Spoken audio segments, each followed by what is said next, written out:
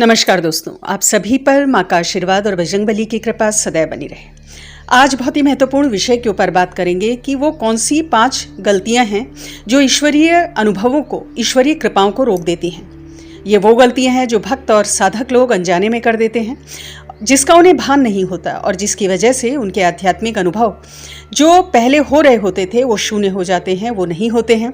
शक्तियों से कनेक्टिविटी क्षीण हो जाती है। बहुत ही महत्वपूर्ण जानकारी है, आप लोग ध्यान से सुनिए। और सबसे पहला पॉइंट इसमें जो आता है कि अपनी संकल्प शक्ति को क्षीण नहीं होने देना है, विश्वास को नहीं टूटने देना है। कड़ी परीक्षाएं भी यदि जीवन में चल रही हैं तो नित्य पूजा सेवा में जो आप शक्तियों की कर रहे हैं उसमें कोई भी अनियमितता ना आए, इस चीज़ का आपको ध्यान रखना है। ऐसा ना हो कि रात को अगर लेट सोए तो फिर आप ये सोचें कि आज प्रातःकाल की पूजा रहने देते हैं या शॉर्टकट कर लेते हैं, खाली जोत जला देते हैं, भोग अर्पित कर देते हैं क्योंकि नींद देर से खुली है। नहीं, जो नित्य का नियम है उसे आपको करना ही चाहिए और इसी में तो आपको खरा उतरना है। घर की और जिम्मेदारियां भी तो आप पूरी कर रहे हैं। ऑफिस जाना है, वहाँ तो आप शॉर्टकट नहीं मार रहे हैं, वहाँ समय पर पहुँचेंगे। खाना खाना है, खाना तो आप स्किप नहीं कर रहे हैं। आपको टीवी देखना है, मोबाइल का यूज़ करना है, ये सब चीज़ें आप कर रहे हो, तो फिर अपनी नित्य की पूजा में ढील क्यों? इसका तो मतलब यही है कि आप अपनी नित्य की पूजा को, अपने इष्ट को उतनी गंभीरता से नहीं ले रहे हो जितना लेना चाहिए। आपकी जो प्रायोरिटीज़ हैं, जो प्राथमिकताएं हैं, वो भौतिक जीवन से जुड़ी हैं। आपके इष्ट का, भगवान का जो स्थान है वो तो फिर गौण है, सेकेंडरी है। हमेशा ध्यान रखें कि जो स्थान आप देव शक्तियों को दे रहे हो, जो व्यवहार, जैसा व्यवहार आप देव शक्तियों के संग कर रहे हो, उसी अनुपात में आपको कृपाएं भी प्राप्त होती हैं और उनकी तरफ से उत्तर भी प्राप्त होता है। तो अब आप समझ गए होंगे कि अपने जीवन में प्राथमिकता आपको किससे देनी है। और भक्ति मार्ग में, आध्यात्मिक मार्ग में इसी नियम का बहुत महत्व है। जितनी अटूट संकल्प शक्ति होगी उतना ही ज़्यादा सफलता आपको प्राप्त होगी। साधना काल में किया हुआ कोई भी संकल्प खंडित ना हो, ध्यान रहे। जीवन में कोई संकल्प लिया है, जैसे प्याज और लहसुन छोड़ने का संकल्प ले लिया है, किसी भी चीज़ के त्याग का संकल्प ले लिया है, तो वो संकल्प भी खंडित ना हो, इस चीज़ का ध्यान रखें। तो संकल्प ले रहे हैं, अपनी सामर्थ्य के हिसाब से लें जिसे आप निभा सकें। दूसरी बहुत बड़ी गलती जो कई लोग करते हैं, जिस वजह से ईश्वरीय कृपाएं रुकते हैं, कि हर समय नेगेटिव थॉट से घिरे रहना। एक चीज़ आप गांठ बांध लें कि जो सात्विक, पॉजिटिव, दैवीय शक्तियां होती हैं वो सात्विकता की तरफ, पॉजिटिविटी की तरफ आकर्षित होती हैं, अपने अनुकूल वातावरण की तरफ ही वो आकर्षित होती हैं। यदि आप दिन में कई बार नेगेटिव थॉट से घिरे हुए होते हो तो आप कौन सी वाइब्रेशन ब्रह्मांड को दे रहे हो या देव शक्तियों को दे रहे हो? आप एक नेगेटिव वाइब्रेशन निरंतर बाहर दे रहे हो जो शक्तियों तक पहुंच रही है। तो इससे कृपा में रोक लगती है। नेगेटिव थॉट्स आपकी ऊर्जा को बुरी तरह से क्षीण कर देते हैं, नष्ट कर देते हैं। और ये नकारात्मक विचार बहुत तरह से हो सकते हैं कि जैसे हर समय अपनी किस्मत को रोना, दूसरों के प्रति शिकायतें करना, कपट का भाव दूसरों के प्रति मन में रखना, नेगेटिव शब्दों का प्रयोग करना, जैसे मैं इतना पूजा पाठ करता हूँ या करती हूँ फिर भी मेरे काम नहीं बन रहे हैं, इस प्रकार की बातें दूसरों से भी करना, या अपनी संतानों के प्रति नकारात्मक दृष्टिकोण रखना, बहुत ज़्यादा भय में जीना, क्रोध और भय, ये भी बहुत बड़े नकारात्मक थॉट्स होते हैं जो ईश्वरीय कृपाओं को रोकते हैं। भय और डर ये बहुत बड़ी नेगेटिव एनर्जी को क्रिएट करते हैं, आपके जीवन पे बहुत बुरा प्रभाव डालते हैं। और आप सब लोग बहुत बड़े भक्त और साधक लोग हैं जो हमसे जुड़े हैं, जो समझते हैं कि भाव ही प्रमुख है, भाव के हिसाब से ही ईश्वरीय कृपा की भी प्राप्ति होती है। तो 24 घंटे अपने भावों के लिए, अपने विचारों के लिए आप सतर्क रहें, अवेयर रहें।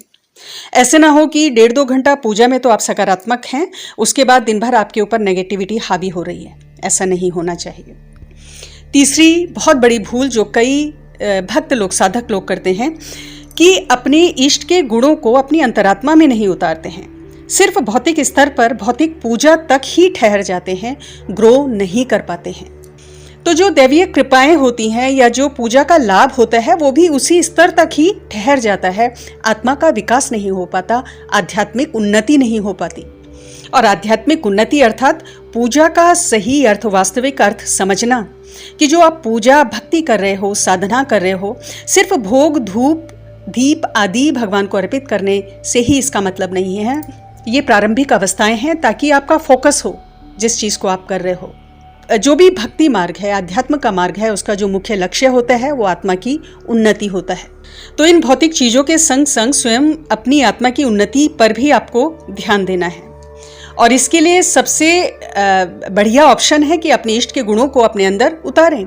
अगर आप हनुमान जी की भक्ति में हैं तो उनकी जैसी विनयशीलता, स्त्रियों के प्रति सम्मान, भक्ति भाव अपने अंदर लाएं।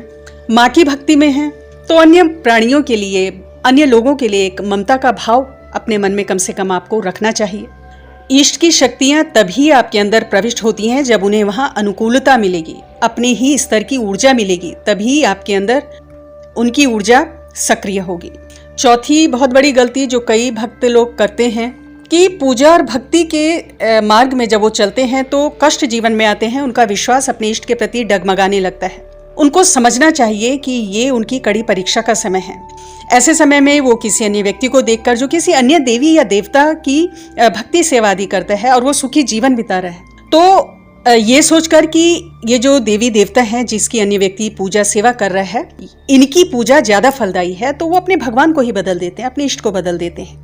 और इस प्रकार जो स्वयं के उनके इष्ट हैं, जिनकी वो काफी समय से पूजा सेवा कर रहे हैं, उस शक्ति का अनादर होता है और फिर जीवन में भयंकर कष्ट आते हैं। हाँ, कुछ विशेष परिस्थितियों में जैसे स्वप्न में कई लोगों को संकेत मिलते हैं, अपने इष्ट की तरफ से मार्गदर्शन मिलता है किसी अन्य शक्ति की उपासना के लिए, पूजा के लिए। ये कई बार होता है और कई लोगों के संग होता है, स्वयं मेरे संग भी हुआ है।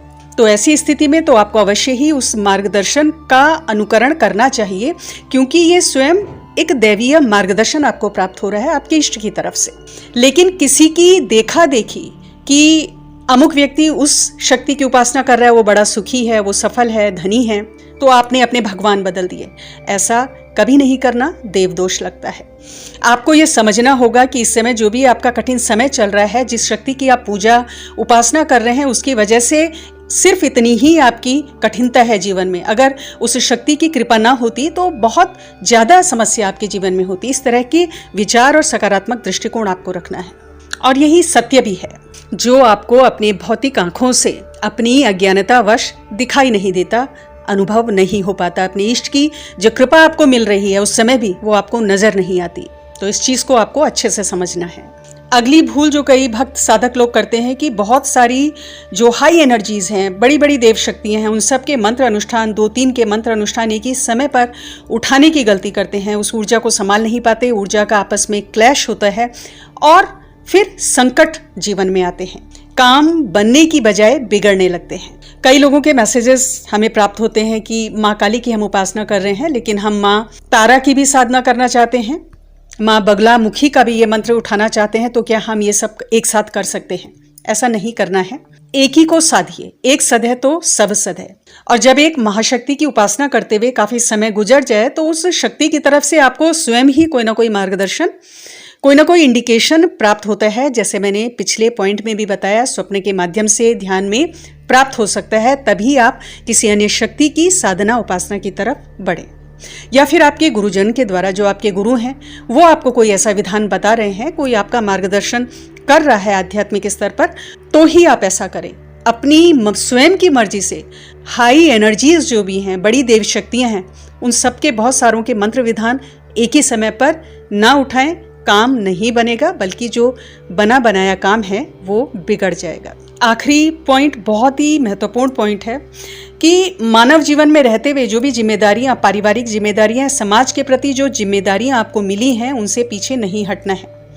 रोज की पूजा में, भक्ति में आप बहुत समय दे रहे हैं, 2 घंटे 3 घंटे दे रहे हैं, माँ की पूजा में दे रहे हैं, लेकिन जो घर में आपकी माँ हैं, आपके माता पिता हैं, वो उपेक्षित पड़े हैं, घर के अन्य सदस्य हैं, उनके प्रति आपकी जिम्मेदारियां यदि आप नहीं निभा रहे हैं ईमानदारी से, तो ईश्वरीय कृपाओं में हमेशा के लिए और 100% रोक लग जाती है। इस चीज़ का आपको ध्यान रखना है।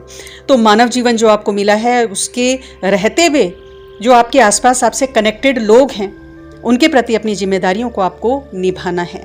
तो आज की वीडियो में इतना ही। अगली वीडियो में बहुत जल्द मिलती हूँ। तब तक के लिए अपना ध्यान रखें, स्वस्थ रहें, खुश रहें, मस्त रहें। जय माता दी, जय बजरंग।